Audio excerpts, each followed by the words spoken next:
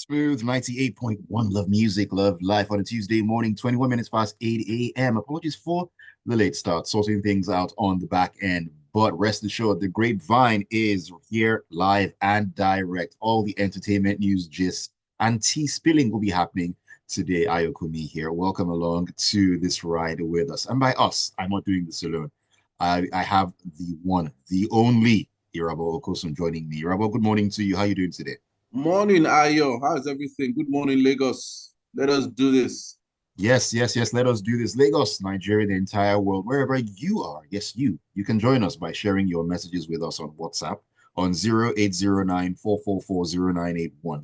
0809 444 0981. We're also streaming on YouTube, so you can catch the live stream at Smooth 981 FM Lagos. Smooth 981 FM Lagos. You can leave your comments there, and I'll definitely take them as we get along on the show.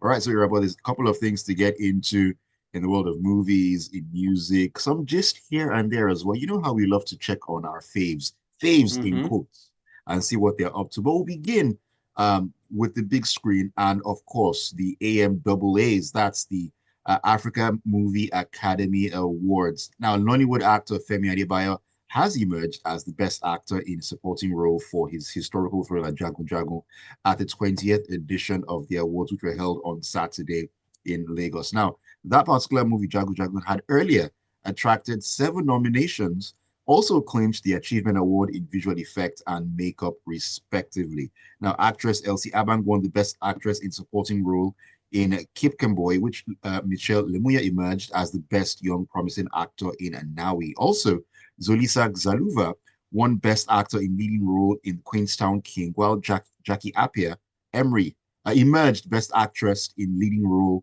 in Red Carpet. I mean, the awards moving left, right, and center, but Femi Adebayo doing, winning big, more or less. Talk us through this one, Rebel. I mean, we expected this for Femi Adebayo for sure because of the projects he has been part of, Jago Jago, for example. And one thing I like about him is he doesn't see any role as little. He can feature in another person's film and play maybe just a character that requires 2 or 3 scenes, and he will nail it, simple and straight. He can be in his own and he will be behind the scenes and in front of the camera. He's a phenomenal actor. A lot of people like to categorize the Yoruba actors, in Yoruba wood and just leave it there.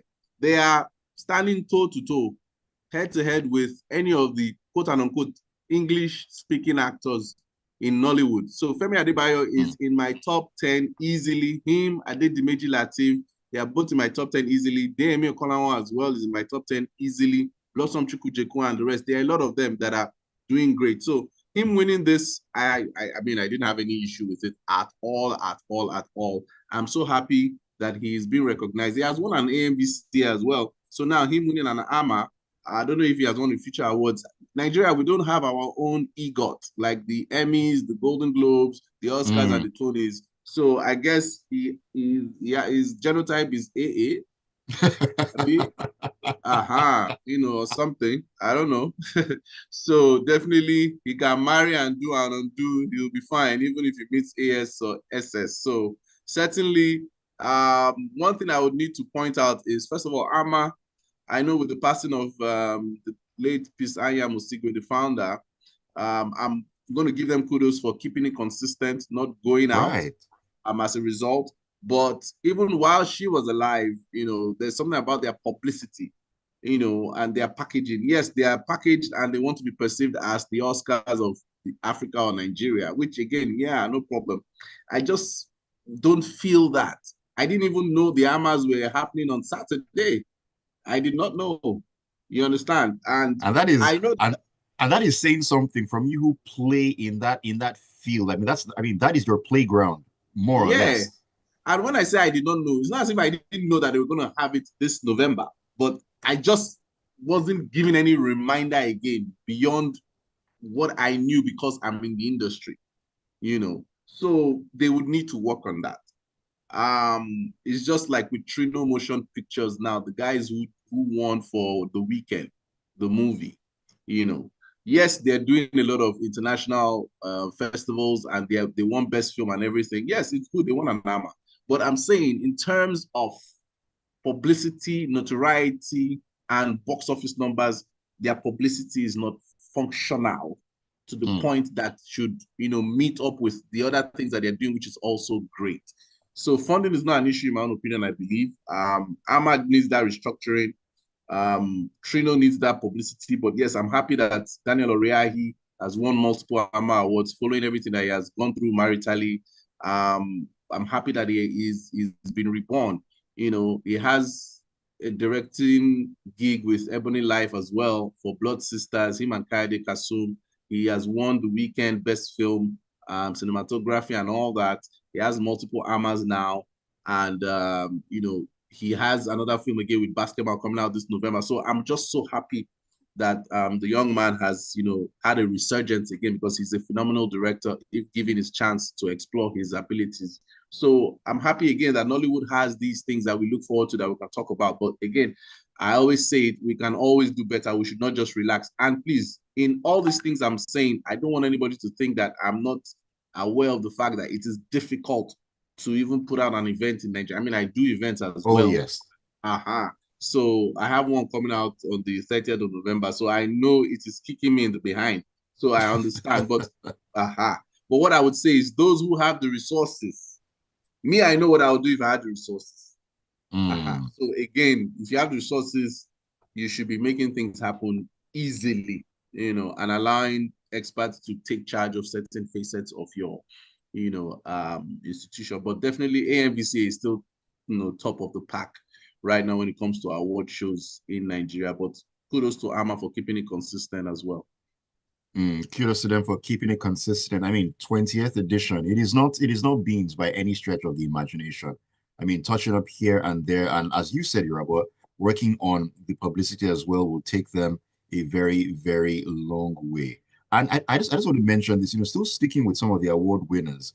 Um, my Taba bagged the Achievement Award in costume design out there at the AMAs. And I'm just mentioning that because that movie is the sole submission from Nigeria for the Oscars coming up. I mean, getting a nod here, getting a nod here, and then that should be some sort of, should I say, what's what I'm looking for? Some push in some way, or should I say, recognition, looking ahead to battling with other movies and other, great filmmakers at the Oscars coming up, right? So now you see how you're trying to find your words to kind of justify what we're trying to say, which we evidently know what you're trying to say. But at the end Mm, of the day, that thing that is happening right now is the same thing I also go through when I'm trying to defend Nollywood for this idea we have of trying to get international recognition. We are not ready. It's the same thing that is going on in politics. Black people, until we realize that when we collaborate genuinely, not just with mouth, if we want to win this Oscar, trust me, it is Voltron that we have to do. Form feet and leg, form arm and body, and form the head. And whoever is the head, nobody should beef. Do you understand? Because once right. we get that notoriety internationally, it opens the doors for other people. Then other people can now start breaking barriers. See what's going on with the Grammys. For them to have gotten to this point where they are having to restructure and include an Afrobeat and other categories to accommodate, it means that the likes of Fela, the likes of the Band, the likes of Don Jazzy, the likes of Two Face, everybody has put in work to get to that point. Now it is open for anybody. Now it depends on you to now release your song. Let your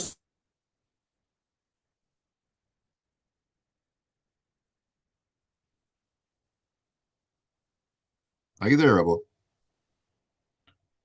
Gremlins be gone. I know Ty is going to send a message pretty soon concerning that. But let's take a quick breather right here. I mean, time actually is right for that. When we come back in, Irabor will continue on his thoughts. And of course, we'll talk about other things right here on the Grapevine. This is the Smooth Breakfast on Smooth 98.1. Keep it tuned.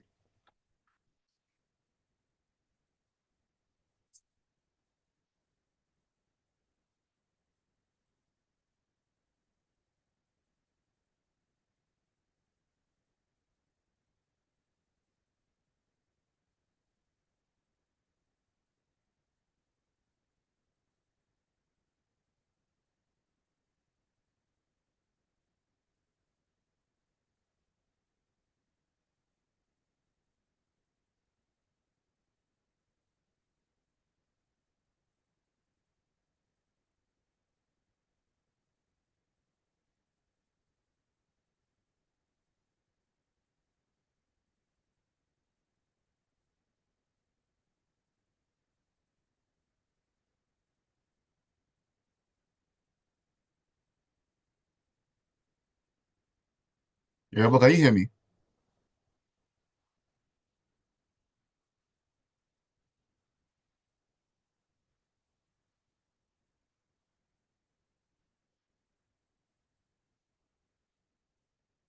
Irabor, if you can hear me, I can't hear you.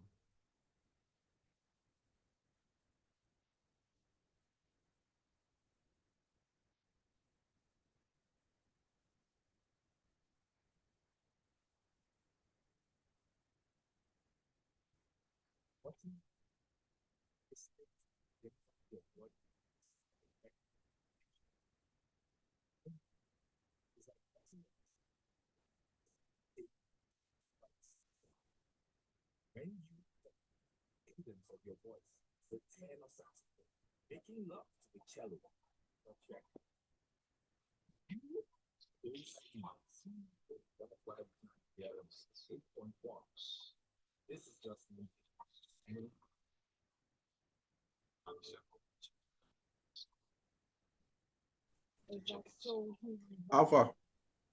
Ah, you don't come back. Network one day, do one or No, no, two. no. I've noticed it is that thing with my phone, so I need to go and get it checked. I thought it was always network. It's not network. It's my It's your phone. phone. Okay.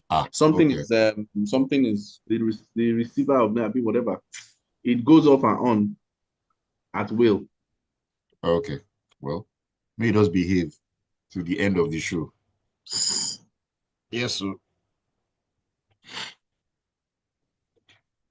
Welcome back to the Grapevine on Smooth 98.1. Love music, love life. We also love to have conversations around entertainment and, of course, spill all the tea, find out what's going on with all the celebrities out there, the faves as well. Just great gist and, of course, great vibes all the way. My name is Ayokunmi. Of course, Irabor Okosun is still with me this morning. Irabor, welcome back into the Grapevine. Yeah, can you hear me?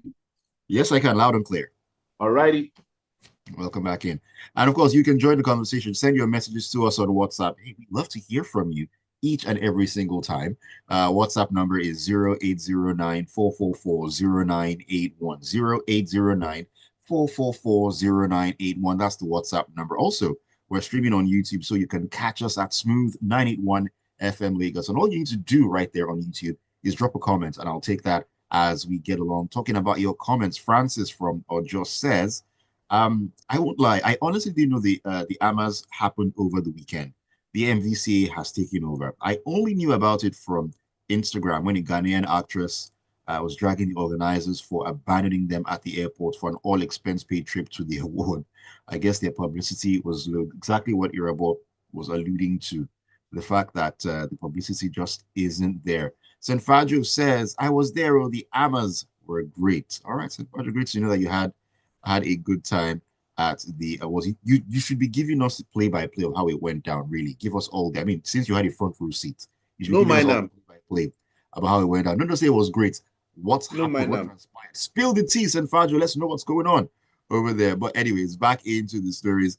Earlier on, Irabo, you mentioned DME Okonlawo as one of your faves when it comes to actors in Nollywood, and he has he's also in the news actually, and very interesting what he's talking about because this is an issue that we all know about now.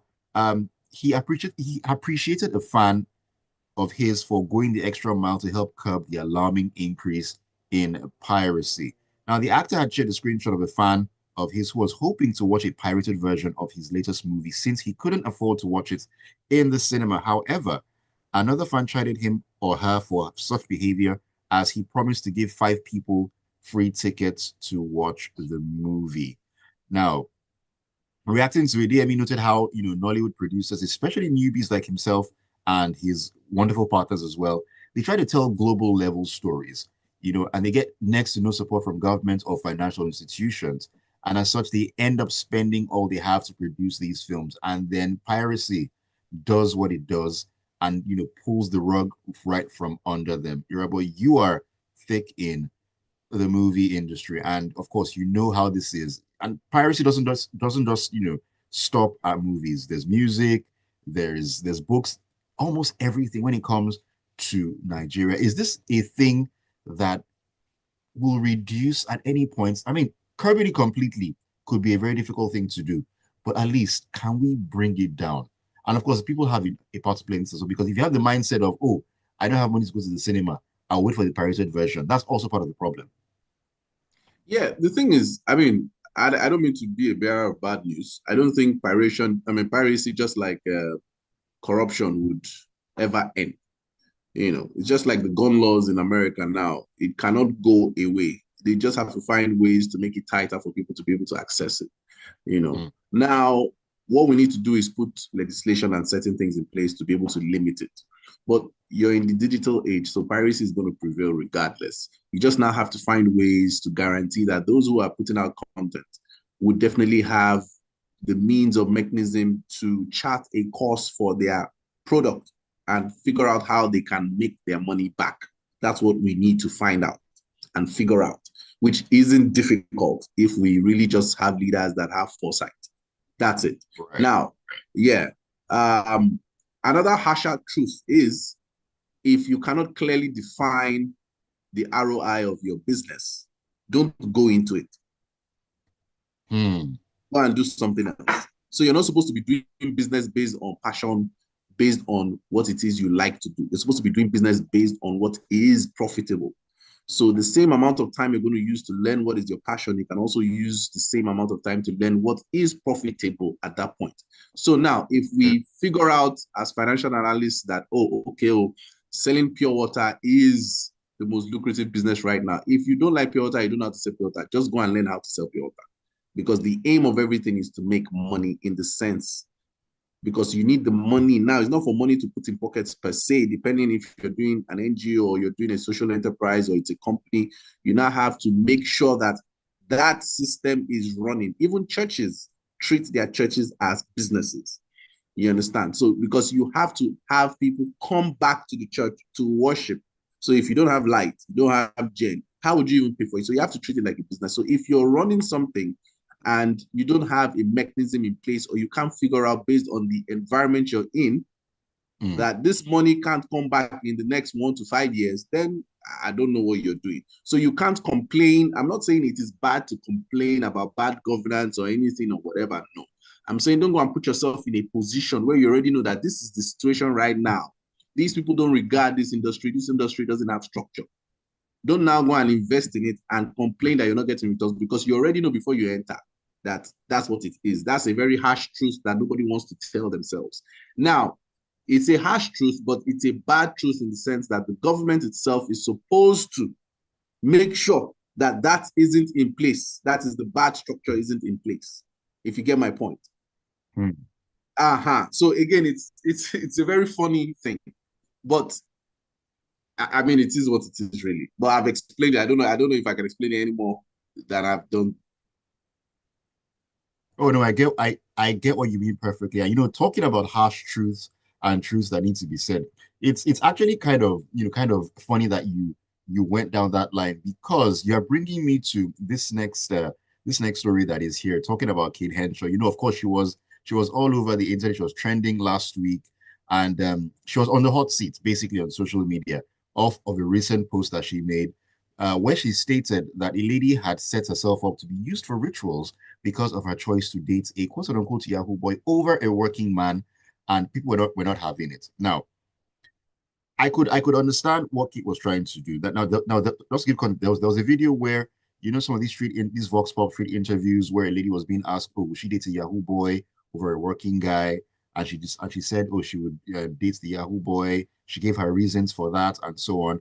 And then Kate reacting to that video, she said, and I quote, "Now so them will take pieces you for ritual, yeah, yeah, mindset," and it went downhill from there. Now she had been accused of insensitivity, also of victim shaming as well. They also said she was justifying femicide. Now, femicide is the murder of women.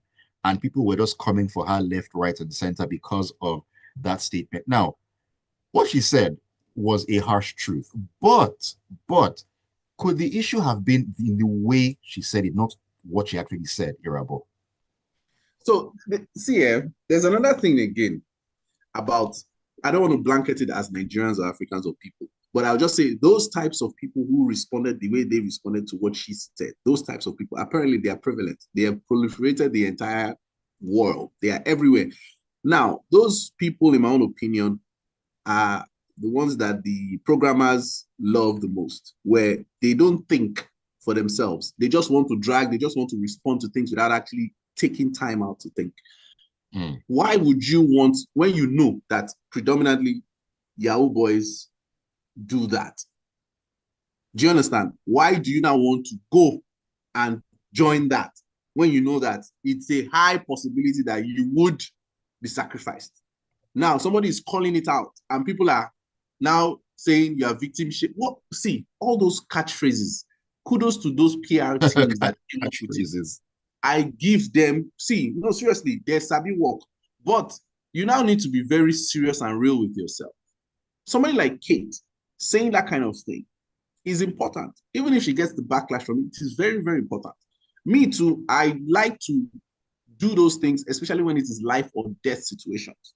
Because if you look at it in the entire society that we're in, it's like you cannot even call out something that is bad.